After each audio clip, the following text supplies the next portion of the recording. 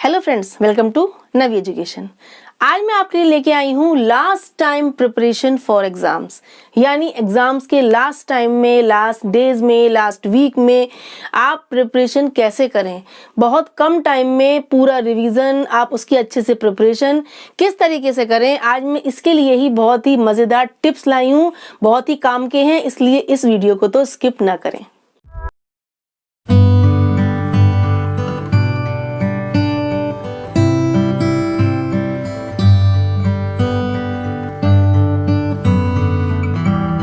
आप बच्चों के एनुअल एग्जाम्स तो शुरू ही हो रहे हैं, साथ में आपके बोर्ड एग्जाम्स भी शुरू होने वाले हैं। बहुत कम टाइम रह गया है।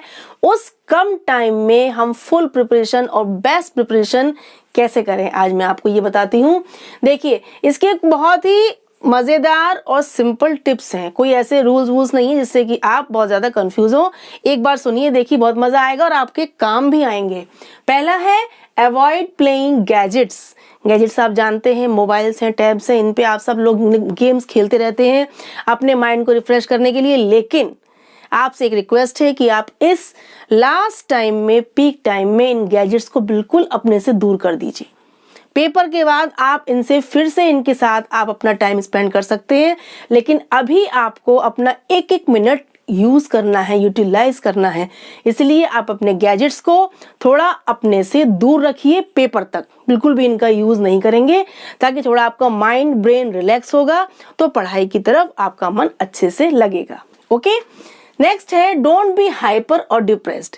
यानी क्या होता है कि जब हम पूरे साल पढ़ते हैं तो कभी कभी कुछ ऐसे चैप्टर्स होते हैं या कुछ ऐसा सिलेबस ऐसा होता है जो हमारा रह जाता है या हम उससे कम पढ़ते हैं। तो लास्ट टाइम में क्या होता है, ओ माय गॉड, बहुत सारा सिलेबस है, अब तो हो ही नहीं पाएगा। बस यही आपकी जो सोच, थिंकिंग है, जो आपकी सोच है, ये आपको हाइपर कर देती है, टेंस कर देती है, डिप्रेस कर देती है। आपको ये नहीं सोचना है, क्योंकि ये हाइपरनेस और डिप्रेशन क्या करेगा, आपका नुकसान करेगा। पहली बात तो आपका टाइम वेस्ट होगा, ब्रेन काम नहीं करेगा, मन परेशान हो जाएगा, और जो आपने याद किया है वो तो आप पूरा भूल ही जाएंगे। जो पहले से आपको याद है वो आप भूल जाएंगे, और जो रह गया है वो तो आप लर्न कर ही नहीं सकते, और रिवीजन तो दूर की बात है। इसीलिए बिल्कुल माइंड को रिलैक्स करिए, जितना याद है उसी पे फोकस करिए। टाइम बचता है तो जो रह गया है उसको आप देख सकते हैं, लर्न कर सकते हैं शॉर्टली। बट हाइपरनेस या फिर डिप्रेशन या फिर टेंशन अपने ऊपर आपको हावी होने नहीं देनी है, वरना आपका रिजल्ट खराब हो सकता है। ओके, नेक्स्ट पॉइंट आपका एक इंपॉर्टेंट था जो इसमें मेरा रह गया है, वो क्या है।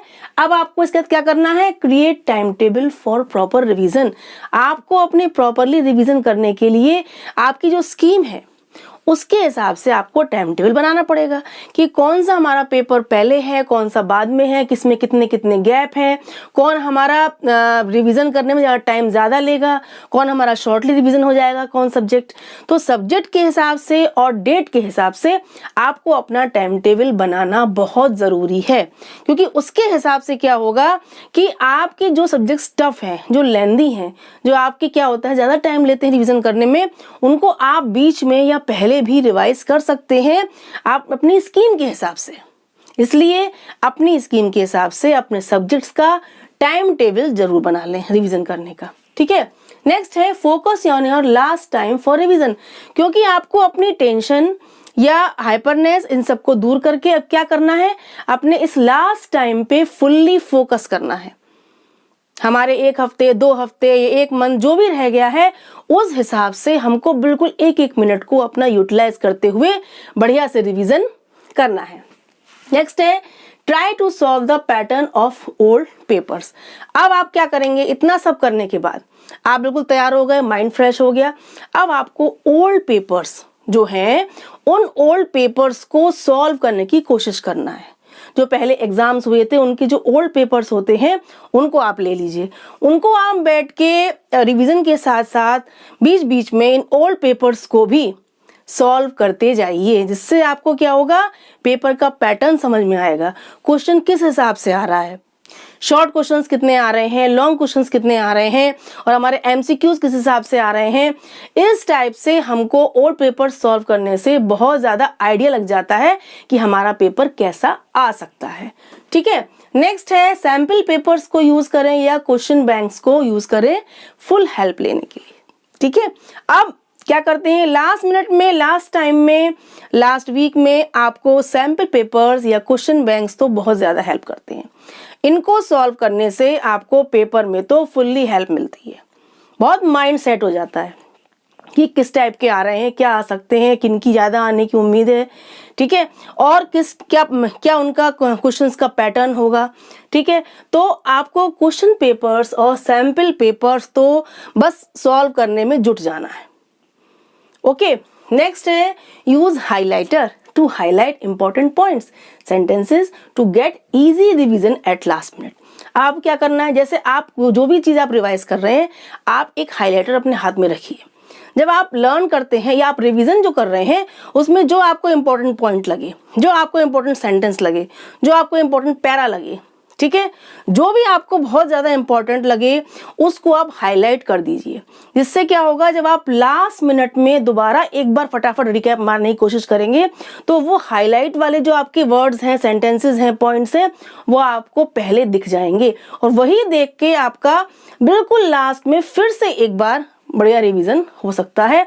इसलिए हाईलाइट तो करना बहुत ज़रूरी होता है। इससे आपके important sentences, important points last time के लिए बहुत अच्छे से क्लियर हो जाते हैं कि आप उनको फिर से एक बार लास्ट में दोबारा से उनको फटाफट देख सकते हैं और एग्जाम देने के लिए आप अपने आप को प्रिपेयर कर सकते हैं। नेक्स्ट है solve any question paper in 3 hours to increase your writing speed. अगर आपकी ये प्रॉब्लम है कि हमारा एग्जामिनेशन हॉल में हमारा पेपर पूरा नहीं हो पाया, या हमारे 2 आंसर छूट गए, या हमारा लॉन्ग आंसर पूरा नहीं हो पाया, या हम ऐसे पूरा नहीं कर पाए, तो इसका मतलब आपकी स्पीड कम है। आपकी स्पीड का मैनेजमेंट टाइम के हिसाब से नहीं है। आपको क्या करना है, इसके लिए केवल एक टिप है, डेली अपने आप रिवीजन के साथ साथ कोई भी 3 घंटा निकाल लीजिए। आपका जो पेपर है वो 3 घंटे का होता है, तो आपको डेली 3 घंटे निकालने हैं जिसमें आप कोई भी एक क्वेश्चन पेपर लेके बैठिए और बिल्कुल ये फील करिए जैसे कि आप एग्जामिनेशन हॉल में बैठे हैं और 3 घंटे में उस पेपर को कंप्लीट करने की कोशिश करिए। और फिर भी आपका छूटता है, अगर आपके आंसर्स छूट जाते हैं, तो इसका मतलब फिर आपको ये रियलाइज होगा कि हम कहाँ पर अपनी स्पीड बढ़ाएं, किस क्वेश्चन में हम अपनी स्पीड बढ़ाएं जिससे हमारा पूरा पेपर कंप्लीट हो सके। ऐसे अगर आप डेली प्रैक्टिस करेंगे तो आपकी एग्जाम आने तक, पेपर आने तक आपकी स्पीड फास्ट हो जाएगी। फिर आपका कभी भी कोई आंसर नहीं छूटेगा, आप पूरा कंप्लीट पेपर सॉल्व करके आएंगे। नेक्स्ट है try to write answers by speaking clearly. जब आप आंसर लिख के देखते हैं, चेक करते हैं कि आपको याद है नहीं है, तो आप उन आंसर्स को लिखने के साथ साथ क्लियरली, लाउडली बोलिए भी। बोलने से बहुत ज़्यादा माइंड में आंसर्स जो हैं वो फीड हो जाते हैं। क्या होता है कि आपका एकदम दिमाग वो सेट हो जाता है और वो शब्द जो हैं आपके दिमाग में छप जाते हैं, ठीक है। तो बोलने से आंसर बहुत जल्दी याद होता है। आप लिखने के साथ साथ बोल रहे हैं तो इसका एक फायदा होता है कि बाय चांस आपको एग्जाम में कोई आंसर नहीं आ रहा है या आपके अटक रहे हैं, तो आपने जो बोल के याद किया है ना, वो आपको कुछ सेकंड में आपको वो आंसर याद आ जाएगा। क्योंकि लिखने के साथ साथ बोलने से क्या होता है ना, एक माइंड का हाथ के साथ कोऑर्डिनेशन बन जाता है। उससे क्या होगा कि आप बोलेंगे, आप लिखेंगे, तो आपको एग्जाम में वो आंसर फटाफट याद आ जाएगा। इसके बाद नेक्स्ट टिप है take full sleep to get better results. आपको नींद पूरी लेनी है, फुल स्लीप लेनी है। अगर आपको रिजल्ट्स अपने अच्छे चाहिए, बेटर या द बेस्ट रिजल्ट्स चाहिए, तो आपको अपनी नींद पूरी करनी है।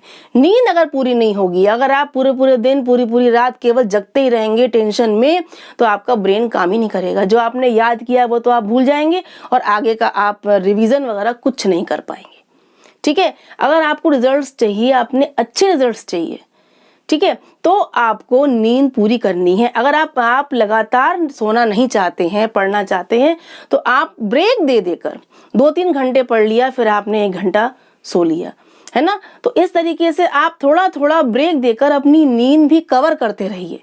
नींद पूरी होने से ब्रेन बहुत अच्छे से काम करता है, जिसके साथ क्या होगा, आपका रिवीजन, आपका पूरा तैयारी बहुत ही अच्छी होगी और आपको पेपर में कोई भी आंसर आप भूलेंगे नहीं। नेक्स्ट है take proper healthy diet during your study time. अब ये प्रॉब्लम सब मॉम्स की होती है कि बच्चों के पेपर आए नहीं कि वो एकदम खाना पीना छोड़ देती हैं, टेंशन में आ जाते हैं। ये मत करिए प्लीज़। मेरी ये रिक्वेस्ट है कि आप खाना पीना नहीं छोड़ेंगे, आपको प्रॉपर डाइट लेनी है, हेल्दी डाइट लेनी है, जिससे क्या होगा, आपको जब आप खाना खाएंगे, आप प्रॉपर डाइट लेंगे तो आपके ब्रेन को न्यूट्रिशन मिलेगा, जिससे आपका ब्रेन बहुत अच्छे से काम करेगा, आपकी मेमोरी शार्प होगी और आप एग्जाम टाइम में कोई भी आंसर नहीं भूलेंगे। आप प्रॉपर डाइट के साथ साथ आप क्या लेंगे, फ्रूट्स ले सकते हैं, बीच बीच में नट्स ले सकते हैं, मिल्क लीजिए और चॉकलेट्स तो थोड़ी थोड़ी खाते रहिए, बहुत ज़्यादा नहीं, लेकिन थोड़ा थोड़ा चॉकलेट बीच में लेने से क्या होता है, कहते हैं ना कुछ मीठा हो जाए, यानी कि चॉकलेट थोड़ा थोड़ा बीच में खाने से पढ़ाई के साथ साथ, रिवीजन के साथ साथ क्या होता है, मन एकदम बढ़िया फ्रेश हो जाता है, मूड फ्रेश हो जाता है और फिर पढ़ाई में डबल मन लगता है, डबल एनर्जी से आप अपनी तैयारी करेंगे।